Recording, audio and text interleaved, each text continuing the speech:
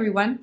Welcome back to Richards and Jurusik Immigration Law. I'm Christine Jurusik, your friendly guide to Canadian admissibility issues for Americans.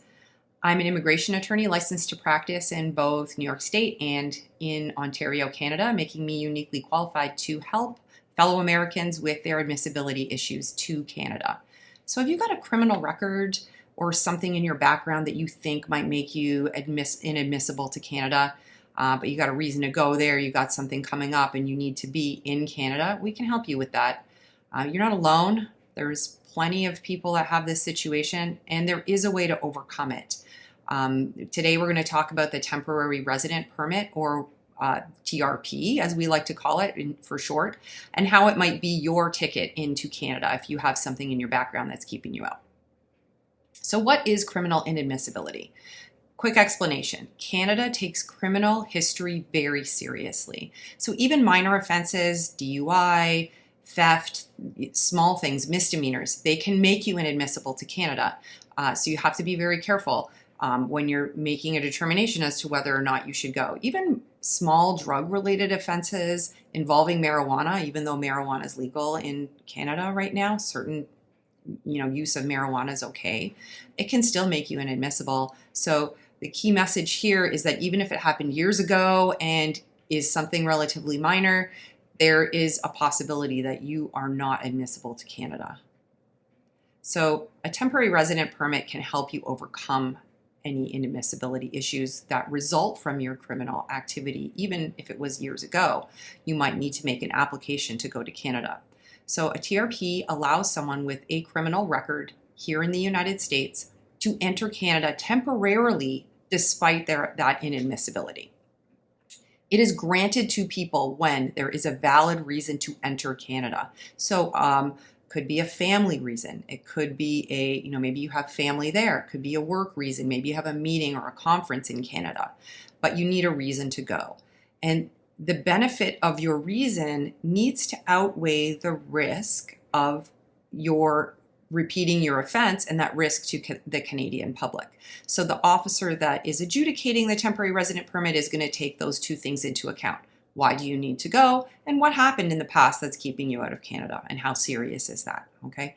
Keep in mind, a temporary resident permit is not guaranteed. It is a discretionary relief available to certain people in certain circumstances.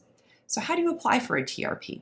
Well, there's two ways to do that. You can apply for a temporary resident permit at the Canadian consulate in your home country.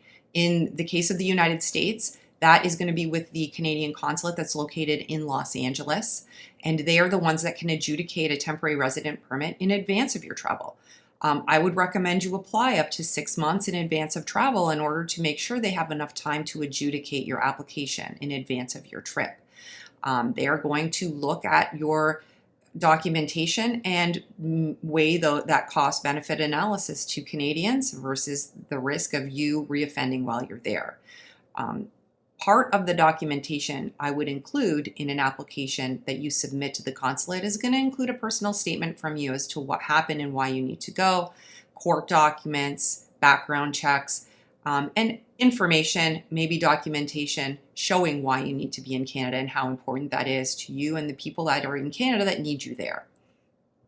So you submit that to the consulate in advance, they'll make a decision, and they would issue an advance approval, which you would then take with you to the border to have issued at the border. The other way you can apply for a temporary resident permit, and this is more of a short-term solution, is to apply directly at the border. The border officer can make a determination on a temporary resident permit on your day of travel. So if you don't have enough time to apply at the consulate because this is a short, it was an emergency situation and you had no time in advance or advance notice of your travel, make an application at the border, but just be prepared for that. So those border officers, similar to the consular officers, have a lot of discretion in determining whether or not you're admissible to Canada. So make sure you have all your paperwork with you, as well as an explanation as to why you need to be in Canada and documentation to demonstrate that. Typically, the border does not want to adjudicate these types of cases in advance, so you can't make a pre-approval at the border. that application would only be made on your day of travel. There's no way to go to the border, say, a week before your trip and get pre-approved for that. That's not something they do there. So a TRP validity period is limited. It's not a permanent solution to your inadmissibility. The validity period is usually limited to the duration of your trip. So if you're going for 1 week, 1 weekend, that is how long your TRP is going to be issued for.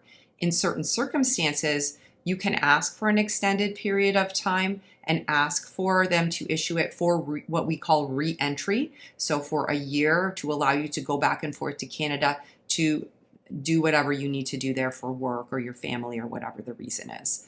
You would need to demonstrate that ongoing need in your paperwork in order for them to be able to issue the TRP for an extended period like that.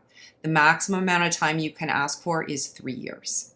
And then at that point, once the TRP expires, you should probably renew it, or if you're being proactive about it, renew it in advance of its expiry date with the consulate. They are often issued for shorter visits. Most often people will have a one-time need to go to Canada, and then they'll demonstrate that. And then that TRP will be valid for, like I said, that week or 2 weeks or whatever it is your need to go there is for. Sometimes it can be extended while you are in Canada. So if you have to go to Canada to let's say, for example, care for an ill loved one there, and you demonstrate that and they issue a temporary resident permit, let's say for 6 months, and that person is still ill and still requires your care, you can renew a temporary resident permit while you're inside Canada. That is an option. So a TRP isn't something that's going to permanently resolve the situation, but it is a lifeline for people that need to go to Canada, sometimes urgently on an emergency basis, or maybe they're not eligible for the full rehabilitation permanent application yet. And it is an important tool to be able to access if you need to go to Canada, you have a criminal history and you have a strong reason to be there. We can certainly help you with that. And our services include, assessing whether you are admissible to Canada or not, and then coming up with a plan to determine if you are inadmissible, coming up with a plan to determine how to get you back into Canada so that you can take care of your family or business needs there, or even recreation reasons sometimes. We can address that as well. So give us a call if you need assistance with that. Certainly subscribe to our YouTube channel and other social media to get important updates about immigration law.